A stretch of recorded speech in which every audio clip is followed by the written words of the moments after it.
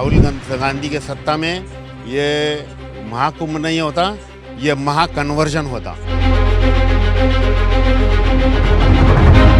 अखिलेश यादव जो है ये इस सदी का राक्षस है। ये गांधी का जो नपुंसकता है उसको पूरा तोड़ देनी चाहिए। और मैं तो बोलता हूँ कि ये अपनी जो लक्ष्मी है उसके ऊपर से गांधी का फोटो भी निकाल देने चाहिए। उसमें अपने लक्ष्मी, गणेश, राम, और ये अगर मुसलमानों को पसंद नहीं है तो ये देश छोड़ के चले जाए। 2027 के बाद में जो है वो योगी जी ही आने वाले हैं। सर आप कहाँ से हैं? मैं अमेरिका से हूँ। आप अमेरिका से हैं। आप यहाँ कब से आए? मैं 12 से आज शाम तक रहूँगा यहाँ पे। अच्छा 12 तारीख से शाम तक रहेंगे। तो आप भी इस्कॉन से जुड़े? आप भी इस्कॉन से जुड़े? इस्कॉन से नहीं, मैं इस्कॉन से मतलब वैसा टोटली नहीं, बट इस्कॉन से जुड़ा हुआ हूँ। मतलब गीता क्लास, ये रामचरितमानस क्लास, ये सब लेते रहता हूँ मैं। अच्छा इस्कॉन की जो ये एक पहले भी मुझे पता चला कि राम मंदिर के दौरान भी इन्होंने की थी व्यवस्था। इस बार जो अडानी द्वारा और इस्कॉन के माध्यम से महाप्रसाद सेवा का जो इन्होंने शुरू किया है यहाँ पे प्रयागराज में, इसको लेकर आप क्या कहेंगे? महाप्रसाद को लेकर और लोगों तक जो पहुँचाया जा रहा है पूरी व्यवस्था को देखते हुए। नहीं, ये पूरी व्यवस्था जो है, मैं यही मतलब विचार कर रहा था कि कम से कम जो है, मैं तो समझता हूँ कि 10 या 20 करोड़ श्रद्धालु जो है उन लोगों को इसका लाभ मिलेगा। और दूसरी बात जो है कि एक्चुअली मैं यहीं पे इस्कॉन के अंदर टेंट में ही रह रहा हूँ यहाँ पे। बट हाँ, ये तो बहुत ही उत्तम व्यवस्था किया है इन्होंने। और खाने का प्रबंध जो है वो सवेरे और संध्या के समय, दोनों समय वो ये मतलब प्रदान करते हैं ये सेवा। और गीता भी इन लोगों ने फ्री बांटी है, उसके ऊपर मतलब स्पॉन्सर्ड किया है। और बस, और कुछ प्रश्न? अंदर की व्यवस्था, रहने की व्यवस्था, स्वच्छता की व्यवस्था, शौचालय की कहीं कोई परेशानी तो नहीं? नहीं नहीं नहीं, बिल्कुल नहीं, बिल्कुल नहीं। इतनी मतलब अच्छी व्यवस्था है यहाँ पे कि पहले तो इन लोगों ने कहा था कि हीटर नहीं होगा, ये सेफ्टी रूल की वजह से। तो अब इन्होंने वो अपना ओन जनरेटर लगाने के लिए कहा, तो अब हीटर की भी व्यवस्था है।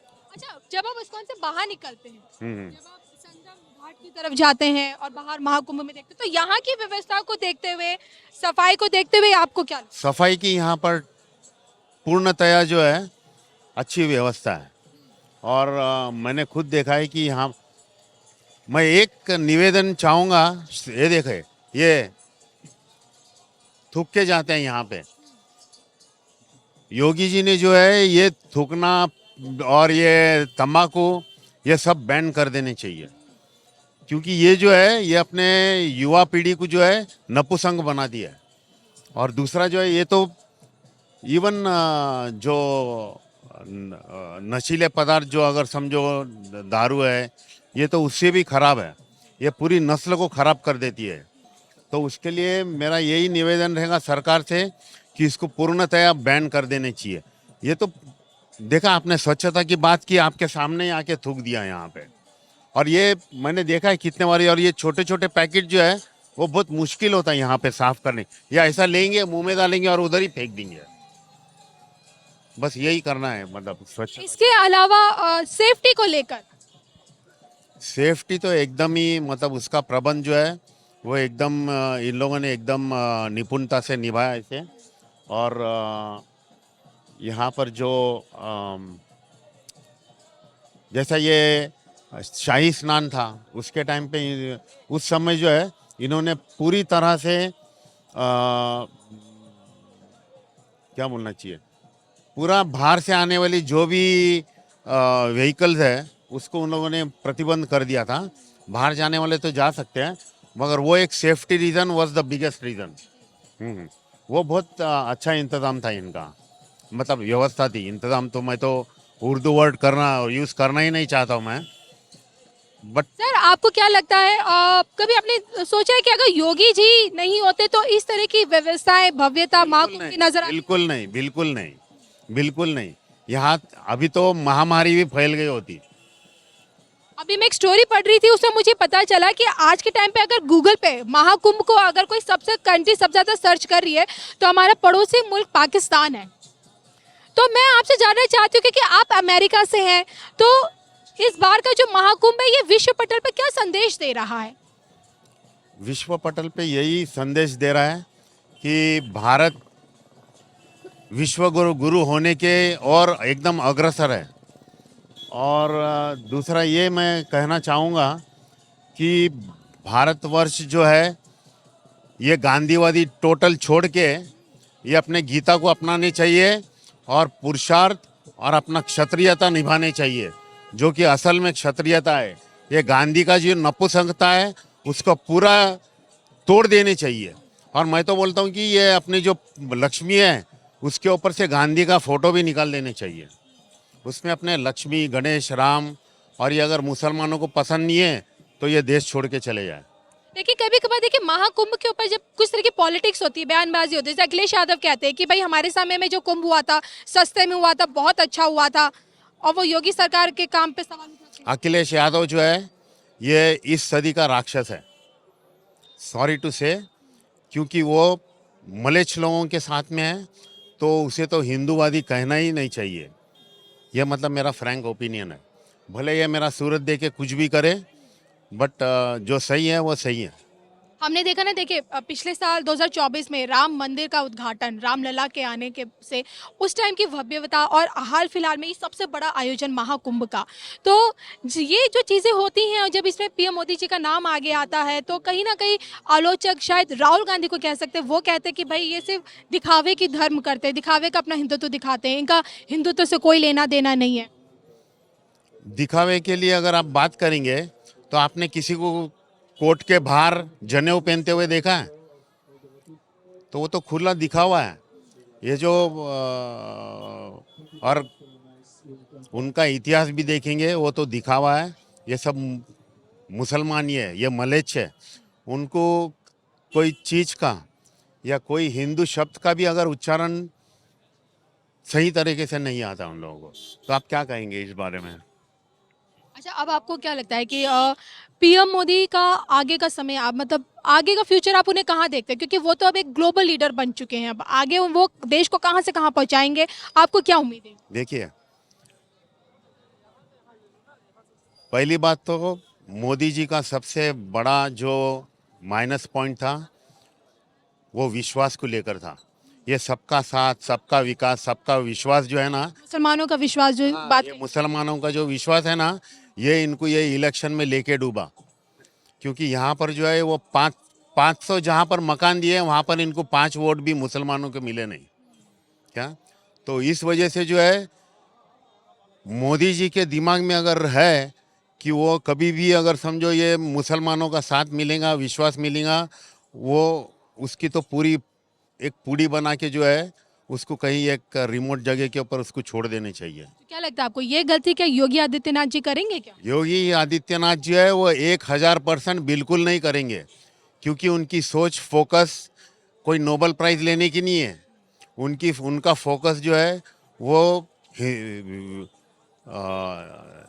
मैं तो बोलूँगा हिंदू राष्ट्र को जो है वो एक विश्व पटल के ऊपर कहीं और लेके जाने का ये है। उनको कोई ऐसा नोबेल प्राइज या किसी का विश्वास लेके ये उनका ध्येय और उनका फोकस जो है वो एकदम निष्पक्ष हिंदुओं के तरफ से ही है। तो यानी कि आपकी बातों से लगता है कि आप देखते हैं योगी जी में फ्यूचर का प्रधानमंत्री? मैं तो बोलता हूँ ये तो बहुत सारे लोगों ने प्रेडिक्ट किया हुआ है। 2027 के बाद में जो है वो योगी जी ही आने वाले हैं। ये पूरा काल मोदी जी का नहीं होने वाला है। यानी कि हम ये सोचे कि भाई अब मोदी योगी जी यूपी के मुख्यमंत्री नहीं, सीधा प्रधानमंत्री बनेंगे। सीधा प्रधानमंत्री ही बनने वाले हैं 2027 के बाद, वही बनने वाले हैं। अच्छा, इन सब के बीच जब वक्फ की बात आती है तो वक्फ के बारे में जो है मैंने 7 साल, ये तो अच्छा कि आपने पूछा, आज तक किसी को नहीं मालूम कि ये 2019 में ये जो क्रिश्चियन मिशनरी क्रिश्चियन मिशनरी जो है वो ब्रिटिशर्स ने, ये अगर संवाद मेरा अगर सुन रहे हो तो ये 2019 तक जो है ये 200 साल का जो लीज दिया हुआ था, 1 एकड़ के ऊपर 1 रुपये का जो किराया है वो आज तक वही है, और ये 2019 में ख़त्म हो गया। तो ये वक्फ की बात तो सब जगह पे अभी पूरा मतलब प्रसारण हो चुका है। अब ये जो है मिशनरीज के ज़मीन जो है ये तो बोलते हैं कि यहाँ पर तीसरा या चौथा नंबर है। मैं तो बोलूँगा ये जो मिशनरी लोगों ने जो ज़मीन के ऊपर जो कब्ज़ा किया हुआ है वो तो पूरे, आप जहाँ पर भी कैंटोनमेंट में जाएंगे उससे ज़्यादा ज़मीन इन लोगों ने हड़पा हुआ है। तो मेरा यही निवेदन है मतलब जो भी राष्ट्रीय व्यवस्था देखने वाले हैं उन लोगों को जो है ये अब मिशनरीज के पीछे ये जो जितने भी लीज के ऊपर लिया हुआ है, और वक्फ का तो खैर ये तो मतलब छोटे छोटे लैंड के ऊपर लिया हुआ है, मगर ये जो मिशनरीज का जो लैंड है वो लाखों करोड़ों के अंदर है। जैसे योगी जी ने कहा कि वक्फ भूमाफिया बन चुका है आज की डेट में, तो हम ये समझे जो आपकी बातें कह रही कि जो मिशनरीज जो काम कर रही है धर्मांतरण का, लैंड जिहाद तो उनमें भी चल रहा है, तो वो सबसे बड़े भूमाफिया। वो तो पहले से ही, वो तो उन लोगों का तो क्या है कि ये दरी के नीचे पूरा काला काम बिछा हुआ है इनका। तो ये जो है ये इसका इन लोगों ने जो है प्रॉपर या अच्छी तरह से उसका निरीक्षण करना चाहिए। अच्छा, मैं एक सवाल अपने हर दर्शक से पूछती हूँ, आज की तस्वीर जो हम देख रहे हैं 2014 से लेकर अब तक, अगर 14 में पीएम मोदी नहीं होते, अगर उस वक्त अगर कांग्रेस का कोई लीडर का प्रधानमंत्री बन जाता, मनमोहन जी को छोड़ के अगर राहुल गांधी होते, तो फिर किस तरह का दिखता? महाकुंभ तो होता ही नहीं। राहुल गांधी की सत्ता में, राहुल गांधी के सत्ता में ये महाकुंभ नहीं होता, ये महाकन्वर्जन होता। क्यों बोलेंगे तो उनका ध्येय यही है कि यहाँ पर जो है हिंदू राष्ट्र जो है ये पूरा कन्वर्जन हो।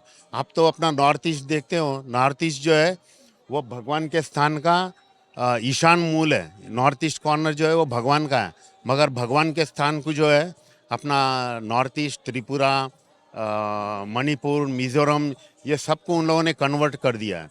तो उसके ऊपर भी एक ऑर्डिनेंस लाने चाहिए, और वहाँ पर जो भी लैंड जो है, जैसा ये महिती है और दूसरा जो ट्राइब है, उन लोगों के दोनों के बीच में जो है 90% जो लैंड है वो उन लोगों ने पूरा ट्राइबल सेक्शन जो है जो कन्वर्टेड क्रिश्चियन है, तो उसीलिए तो ये सब ये है। तो वहाँ का पूरा जो है उसको बर्खास्त कर देने चाहिए वक्फ बोर्ड की तरह, और उसको इन लोगों को जो है जो भी शेड्यूल कास्ट का जो भी मांग रहे हैं तो वो उसको उन लोगों को प्रदान करना चाहिए। रामभद्राचार्य जगत गुरु हैं, पीओके की वापसी के लिए महायज्ञ का आयोजन करवा रहे हैं। पीओके तो अपने इंडिया में आने ही वाला है, उसका तो कोई अब तक देखिए हम और आप यही सोचते थे कि भारत हिंदू राष्ट्र घोषित होगा, आपको लगता है घोषित हो पाएगा आधिकारिक तौर पर? क्योंकि मैं चाहती हूँ कि हमारे पासपोर्ट पे लिखा होता है रिपब्लिक ऑफ इंडिया, पड़ोसी मुल्क पाकिस्तान में इस्लामिक ऑफ पाकिस्तान।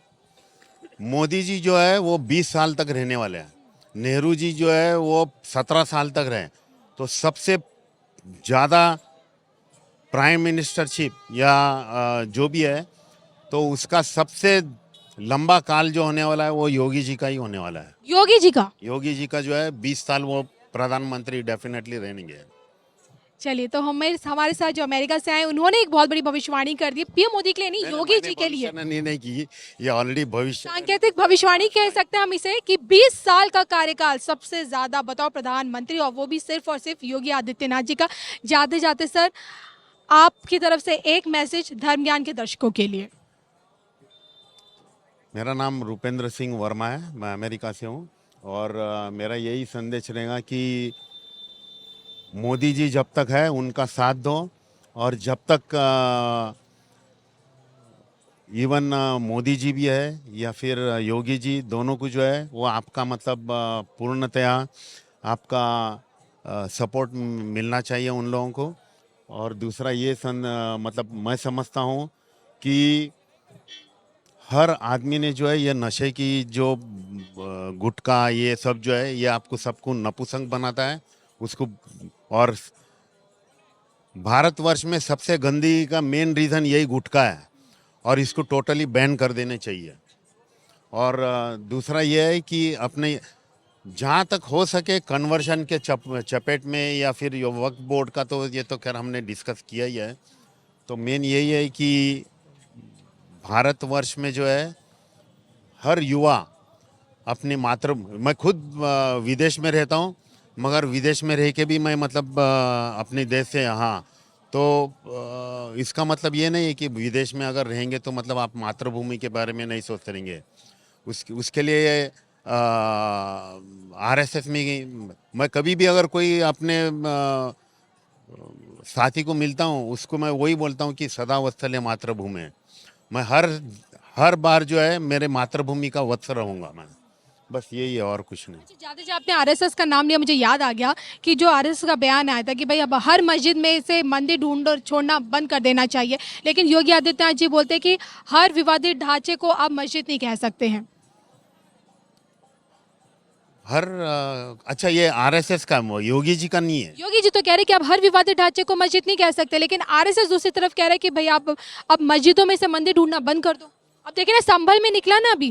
नहीं, मैं आपसे जानना चाहती हूँ। मेरा यही मत है कि ये जो आरएसएस में जिसने भी कमेंट किया है मोहन भागवत, वो हाँ मोहन भागवत जी ने, उनकी मानसिक व्यवस्था तब ठीक नहीं होगी तभी उन्होंने ऐसा वक्तव्य दिया हुआ है। बट मैं समझता हूँ कि योगी जी जो भी कर रहे हैं वो अपने देश के लिए अच्छा ही कर रहे हैं, हिंदू राष्ट्र के लिए। Thank you sir, thank you so much sir.